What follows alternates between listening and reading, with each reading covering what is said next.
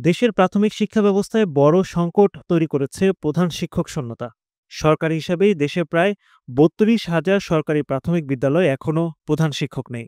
এই পরিস্থিতি পরিবর্তনে দ্রুত পদক্ষেপ নেওয়ার নির্দেশ দিয়েছেন প্রধান উপদেষ্টা ডক্টর মোহাম্মদ ইউনূস।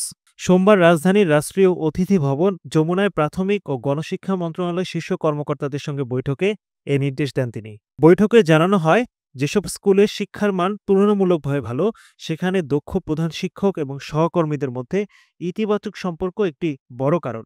প্রধান উপদেষ্টা বলেন, শুধু অভিজ্ঞদের নয়, তরুণ যোগ্য প্রার্থীদেরও সুযোগ দিতে হবে। নিয়োগের পুরো প্রক্রিয়া হতে হবে স্বচ্ছ এবং ন্যায্য।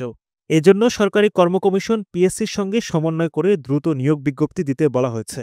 এছাড়া শিক্ষক বদলির ক্ষেত্রেও সুস্পষ্ট নীতিমালার প্রয়োজনীয়তার কথা তুলে ধরেন প্রধান উপদেষ্টা। জানান, তদবিরের বদলে নিয়মতান্ত্রিক প্রক্রিয়াতেই হতে হবে বদলি। স্কুলের অবকাঠামো নারীবান্ধব কিনা তা নিশ্চিত করতে ভবন নির্মাণ কমিটিতে নারী স্থপতিদের অন্তর্ভুক্তির পরামর্শ দেন তিনি। সবশেষে দেশটির প্রতিটি প্রাথমিক বিদ্যালয়ে ধাপে ধাপে ইন্টারনেট সংযোগ ও মাল্টিমিডিয়া শ্রেণীকক্ষ চালুর নির্দেশও দেন প্রধান উপদেষ্টা।